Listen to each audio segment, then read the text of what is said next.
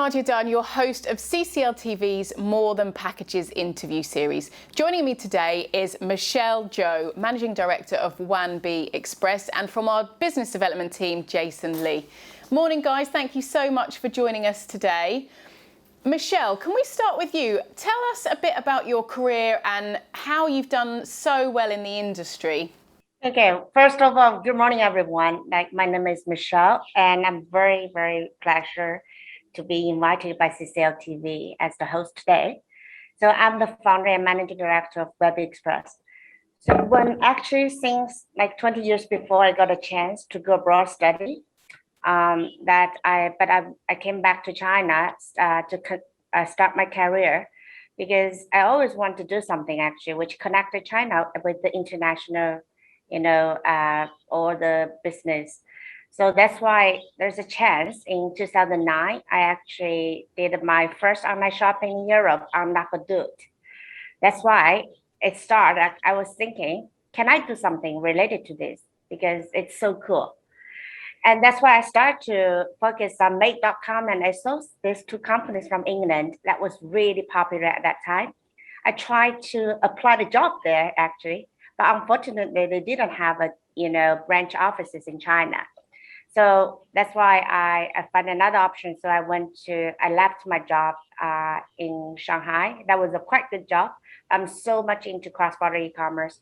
I went to the South China, Shenzhen, and get my first job in the industry, which is the first listing company in our industry, DX.com. So that's how I start my career in this industry. And then, so tell us, getting into cross-border e-commerce, was that an easy thing for you to do? Obviously, it started with the online shop yourself, so you obviously have some passion about it. Yeah. So actually, when I started in the e-commerce, but not logistics. So when I started e-commerce, I was in charge of overseas corporate marketing and cross-border payment and cross-border logistics development. That's how I get in touch with logistics in e-commerce.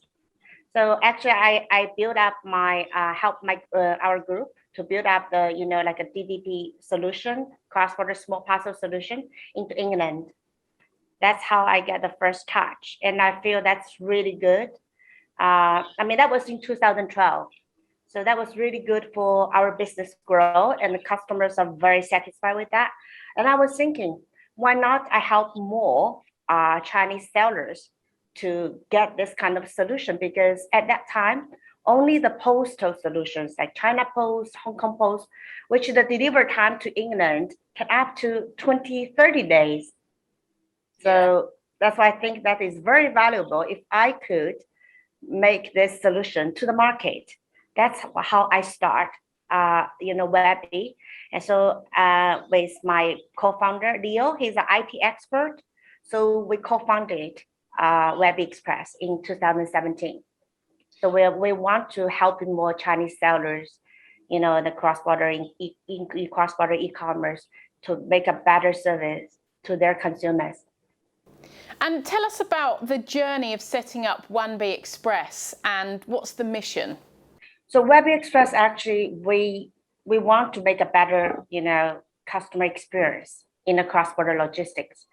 And we want to be more smart and intelligent and big data and integrating the global, our partners, like how we work.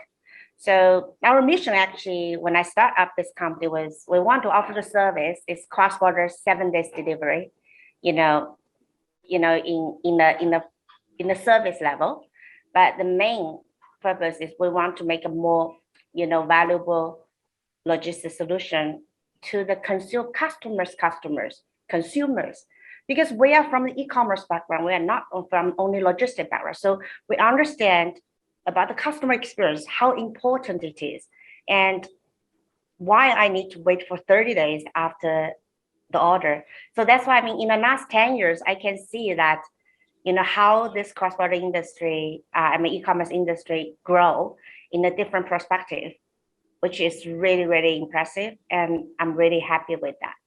Well, I saw a video that you made in 2012. So obviously when you were first starting that factory, tell us how that's changed in those nearly 10 years. Yes, actually, I think, because before there's a lot of retail wholesalers and importers are getting involved with the retailers, So that's why it's a lot of process, a lot of communication, which is manually, people to people, and also there's a lot of cost in the middlemen, So, but now actually a lot of like they cut off a lot of middlemen, and then they can sell on the marketplace directly. So which is more effective, more cost effective, time effective. Everything's become much more digitalized. Make the traditional trading and OE manufacturing much more digitalized. So that's how I feel, And also the orders become, because of cross-border e-commerce, the orders to the factories become smaller, more like a shop orders. So actually, the manufacturers also change a lot because of cross-border e-commerce. They become more like a soft supply chain to meet with the global trading, trends change. Yeah, and also with those changes, we've then had other challenges, including obviously the pandemic over the last year, nearly 2 years. How has that affected process and delivery? Yes, that's actually quite a big challenge for everyone, I think, in the world, especially for trading, because everything is become very, because that almost destroy everything we build up the routines in the last 30 years. So, but I mean, luckily, Chinese government is very strong, as you know. So last year, we actually, the supply chain actually, I think, in fact, has some bad influence about like 3 to 4 months, like after the last year, Q2, and all the supply chain actually back to normal. But a lot of more orders, more requirements actually from the to the factory from e-commerce, because people are start to sell more on e-commerce. Consumers are get used to shopping on e-commerce platform.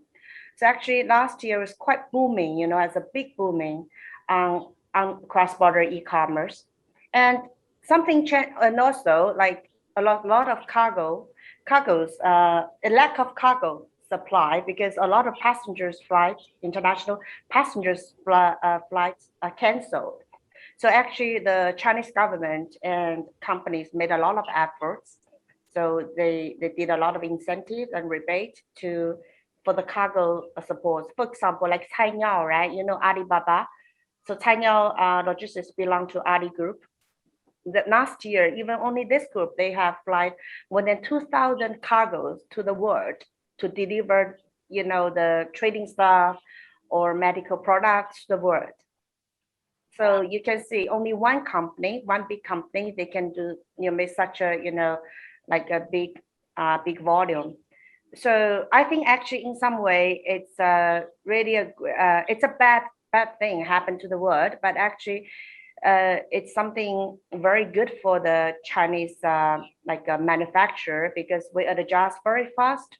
And it's also give a challenge to make the factories improve their management to meet the booming demand from the market. Because I know, actually, I got some English customers. They actually, before, they import a lot of goods from Southeast Asia, because manufacturing Southeast Asia. But because of COVID-19, a lot of factories actually shut down, and they didn't recover yet, even after a year. So actually, they switch a lot of orders to China factory. So it's forced a change as well, a change that really needed to happen over a few years earlier.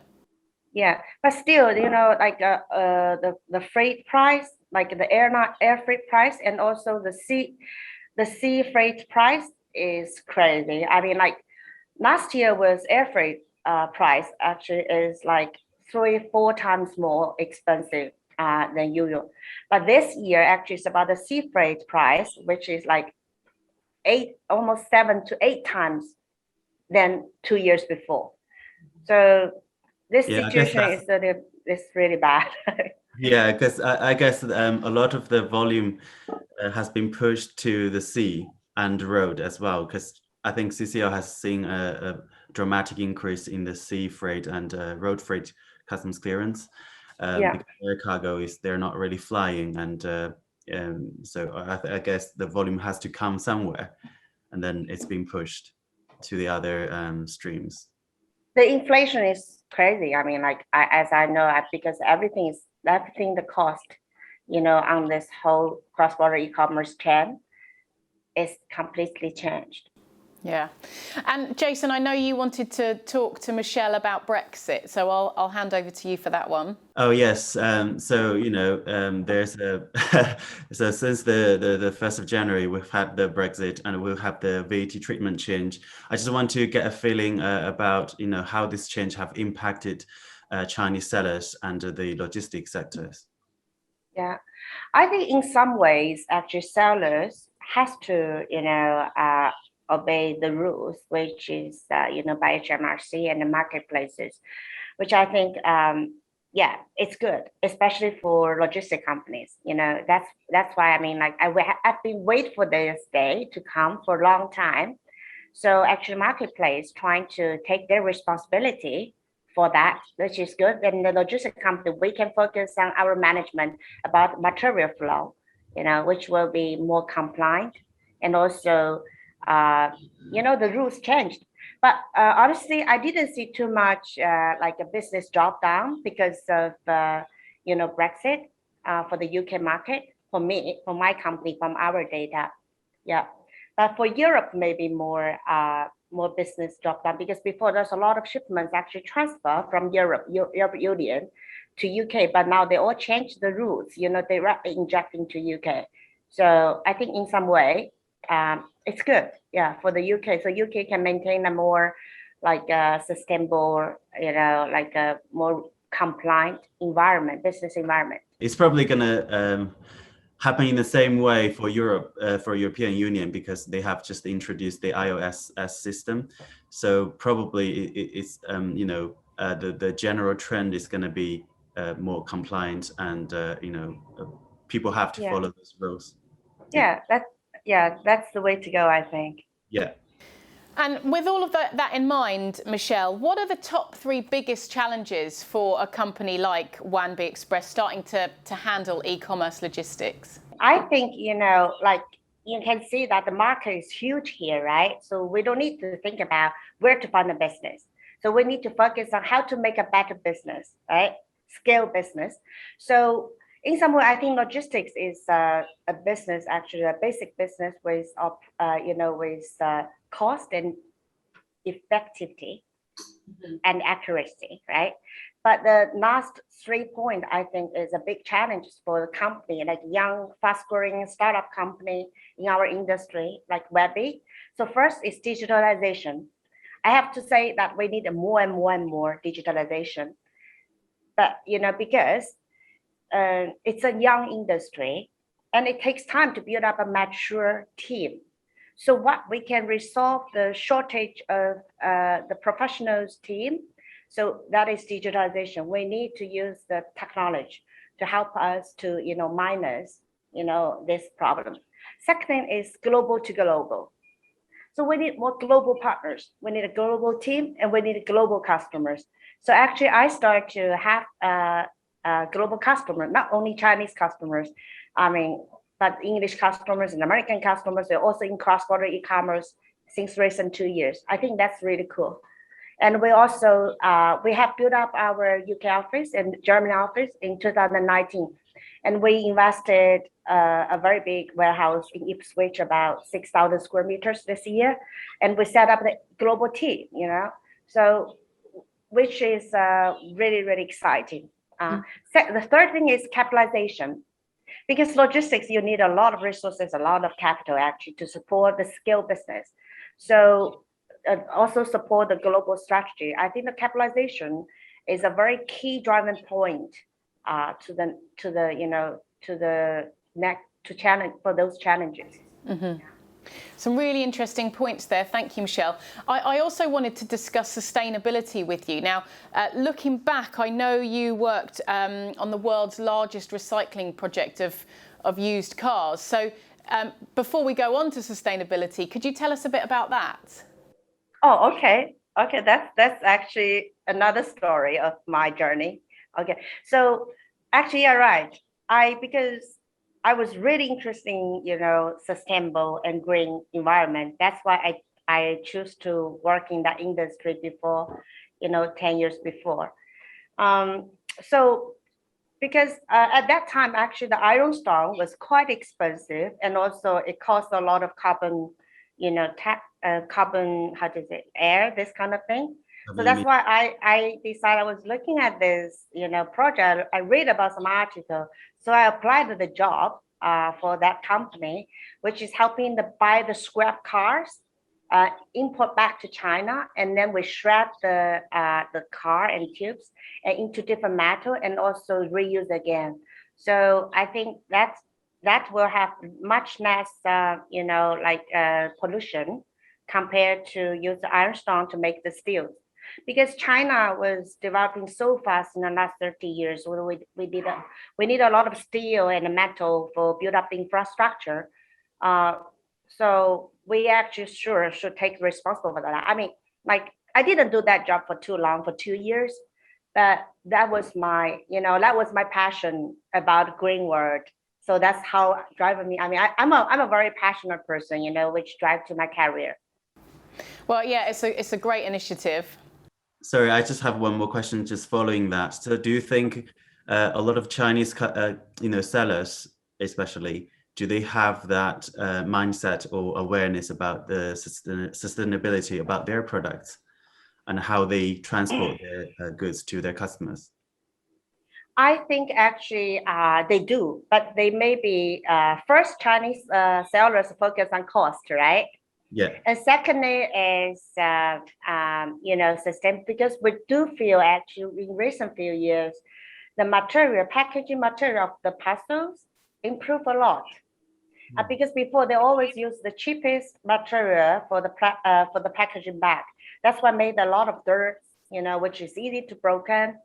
But I think in a recent few years, I can see actually they care about customer experience more, and they care about, for example, if you don't use the right material, maybe your product will be, more easy to be destroyed, yeah. So, and also we saw that in China, there's a lot of companies, packaging companies offering green material, this kind of packaging material to the sellers in a cheaper price. But I also need a lot of recycle. For example, like my company actually start a recycling project. Because every day, right, we need to connect a lot of shipments from like hundreds, thousands of shipments from 1,000 customers every day. So before, we always use one time the bag for connection, the big bag. And 2 years before, I make a decision, I use WANB bags, which I can always reuse, So I think that's really very good. I mean, like, I think because logistics, we do need a lot of materials, Yeah. So I think that's really helpful. Yeah, that's great. Well, if you're doing that already, then I guess just as the years go on, it's only going to advance more and more people will buy into that green way of living. Yes, it's very important. I love that. Yes, yeah, we do at CCL too. Actually, we're trying to do our bit as well by using less single-use plastic. So, in CCL, Michelle, when did you first encounter them? That was in 2017, I think, because I just started my business. I want to develop my, business partners in England. That's why I was, got a referral to CCL. That's they're a great company. And after in the last 4 or 5 years, we always work with CCL, and their team is very creative and young, and IT mind oriented, technology oriented mind. And also they have a they're very active to the international market, Asia. You can see that in Asia, in Barcelona, in America. So that's really cool. And they have a Chinese team too. So, which is great. Well, Jason, yes, you must have had lots of worked with Michelle lots of times before. Yeah. Yes, definitely. Yeah, and the WANB is, one of our favorite customers. And yeah, we worked really well together, and I'm really glad that we have helped you, since the beginning, and Yeah. help develop the market. And Michelle, one of the last questions, what do you think the logistics industry will look like in 2022 and beyond? I think in 2022, this will be a very big job by the demand and supply. Why I say this? Because I can see actually in the last 2 years, because the business is booming, right? Everything is shortage. So a lot of cargoes, a lot of company, they buy the charters, and also there's a lot of company they made a lot of containers. But actually, I think from next year, the supply of those things will be less, than recent 2 years. And that's why I assume actually in logistics on this line haul suppliers, that will have a very, very big job because the supply is too much. Another thing is I want to share is I feel actually the marketplaces like Amazon, eBay, or Wish, they start their 4PL, their own 4PL logistics. So in the future, actually, will be more contract logistics in cross-border e-commerce. For example, like now I service the Amazon sellers, right? Maybe 1,000 sellers, provide logistics service to them. But in the future, I would directly to service Amazon for cross-border small parcel e-commerce, or Wish. So that's, I think, the trend, because those marketplaces, they care about the vendor management more. They want to make sure, their customers are happy, and they want to make sure all their investment in customer gaining has the, reshopping rate, always come back again, because the traffic become much more expensive and the customer have higher expectation more and more. The second thing is, from China, the big guys, not from China, from international, the big guys are joining this market, cross-border e-commerce logistics. For example, JD, right? JD actually, Jingdong, JD is one of the biggest marketplace and logistics in China, e-commerce market. So they start their international strategy since last year. They're coming. And also Maersk. So Maersk is a very traditional 514 company, right, in logistics. They also start their e-commerce team this year. And also, SF, Shunfeng, the biggest China's e-commerce, China's logistic express company, courier company. So they also start their international e-commerce team. So another thing is, I think the social commerce is coming. Why we call social? Because before we only use Instagram and Pinterest, right? But now TikTok or live stream commerce, they're coming.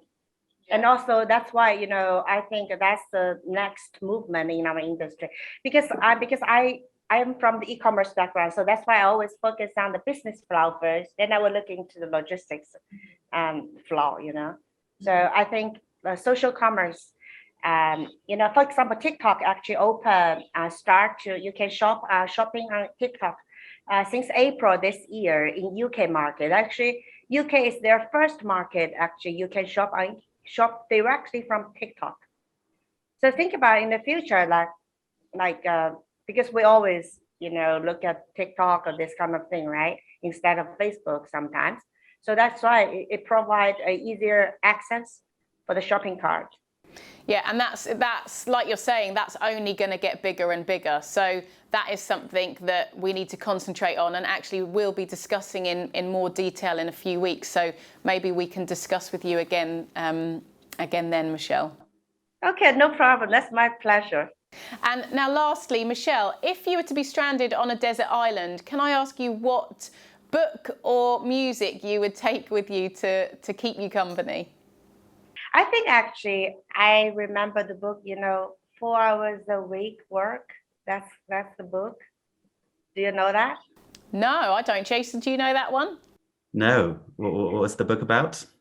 8 hours or 4 hours a week. That's about, actually it's a Western writer, not China. So That's also, I teach you how to work 8 hours a week and you're still managing your life and work balance. Oh, I've heard about that. I haven't read it. I need to read it. That book really influenced me to join online business because I really want that kind of lifestyle. But I switched to logistics. I feel I can't because you need to. Logistics is about manage operation every day. It's not just sell online, So yeah. Yeah, next time we talk, maybe Jason and I will have read it, and we can share some tips as well. Yeah, how to work 8 hours a week. Yeah, and then achieve some work-life balance. And Jason, what about you? So yeah, again, I will take there's a Chinese book, 36 Strategies. Michelle, do you know that one? No, I think all the Chinese think about work. That's the only thing I know, Yeah, it is about, yeah. How about you, Nadia? Oh wow, no one's ever asked me. What would I take? I think music-wise, I would take the Arctic Monkeys album. Oh, what's it called? Whatever I Am, People Say I'm Not. I think that's what it's called. It's an Arctic Monkeys album. It's a bit of fun. Yeah, good music to keep me going. It's very interesting to feel that. I mean, when the English, you choose something, right, in that kind of environment. And when the Chinese, we choose something in that kind of environment, we always think about work. Yeah. We need to learn from each other. We need to relax a little bit more. Although Michelle's already one step ahead trying to relax and only do 8 hours of work and chill out the rest. Exactly. Well, thank you so much for joining us today. Thank you, Jason. Thank you, Michelle. Remember that CCL are much more than packages, and we hope to see you both again soon.